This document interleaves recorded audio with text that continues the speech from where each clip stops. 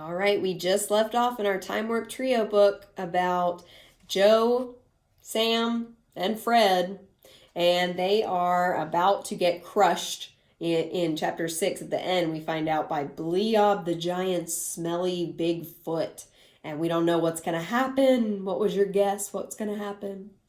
Let's see if you're right. We're ready for chapter 7. We're going to see, maybe we'll meet Smaug the dragon, maybe we won't. Maybe Bleob will crush him and the book will be over. Or something else might happen. We don't know. Chapter 7. We all ran for the castle. All of us, that is, except Sam. Sir Sam, the unusual, stood there with his arms folded across his chest, not moving an inch. Run for it, Sam, yelled Fred. The huge dirty foot started coming down. He's finally lost his mind, I said. All of those bad jokes and riddles finally ate his brain. Sam checked his fingernails and said, Well, I guess the dragon was right. I should have believed what he told me about giants. The monster foot stopped in midair. One black and muddy big toe was just inches from Sam's head. Here's a picture. Sam's checking his nails, and Bleob's gross feet are about to smush him. What dragons say about giants? Oh, it really wasn't very nice. I don't think I should repeat it, said Sam. Bleob stepped back. He got down on his hands and knees. Tell Bleob what dragons say about giants. Sam leaned forward and spoke in a loud whisper. Well, don't tell him I told you. But he said giants are weaklings. No! Yes, and he said giants are really just giant sissies who can only smash little tiny things like people. No! I'm not kidding. He said if you ever fought someone your own size, like a dragon, you would get your butt kicked. No! Roared Bleob one more time, and then he picked up 2 boulders, each as big as a car, and ground them to gravel with his bare hands. Giants stronger than anything. Giants crush dragons too. Sam winked at us and jerked his head toward the other side of the castle. Why is he twitching? Asked Fred. Show Bleob dragon. Bleob show how giant fight. Show you a dragon, eh? Said Sam, jerking his head again. Then I got what Sam wanted us to do. Do you know what Sam wanted the boys to do? He wants Bleob to meet the dragon. Why do you think he wants him to meet the dragon? Let's find out. Joe is on to Sam's plan. I got what Sam wanted us to do. The dragon, Sir Sam, I yelled. The dragon is approaching from the west. Bleob stood up, scratched his head, and burped. He didn't seem to know quite what to do. Well, what do you know, said Sam. This must be your lucky day. There's a dragon right on the other side of the castle. Here's your chance to show the dragon what a giant can do. Sam's idea slowly sunk into Bleob's thick skull.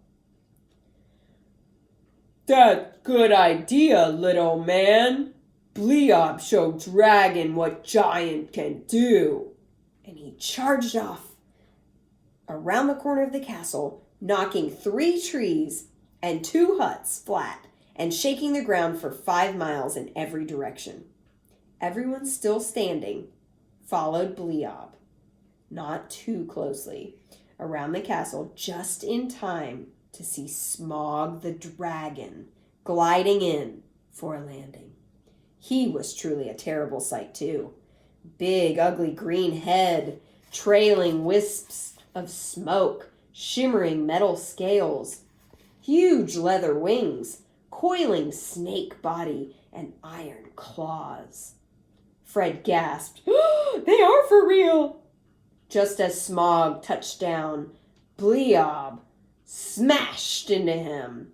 "Sissy!" he belched, and then he clamped his long yellow teeth right on the dragon's snout. Smaug dug his iron claws into Bleob's leg and thrashed his spiked tail. The two of them twisted up such a cloud of broken trees and flying earth that we couldn't see a thing. Kind of what it looked like.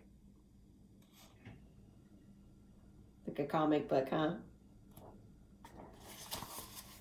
We did hear how it happened, though. Bleob belched, Smaug flamed, and when giant gas met dragon flame, an explosion bigger than 4th of July's knocked us off our feet and rocked the entire kingdom.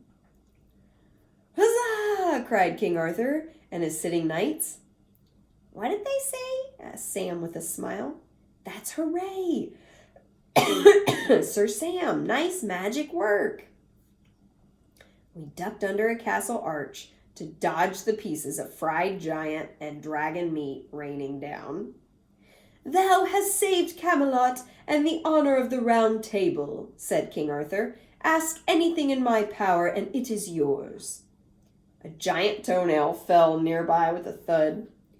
"How about getting us back home?" said Sam.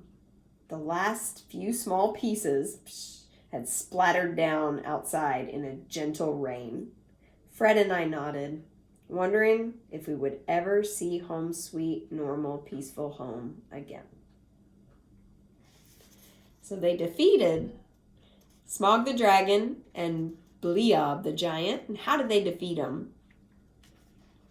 That's right, Sam tricked the giant.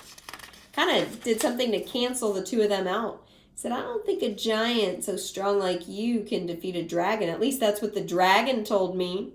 Do you think the dragon actually told Sam that? Right, Sam was making it up, and he was tricking Bleob, and it just so happened to work. And that way, the dragon and the giant fought each other and took each other out in a way. And we don't have to go over the details of how they took each other out because it was too gross. But it has something to do with Bleob and air and dragon fire. And the two of them, when they met, it wasn't pretty and didn't smell good. So now we're going to find out. Do you think the boys are going to actually get to go back home? Or are they going to be stuck here forever? That's the end of our chapter.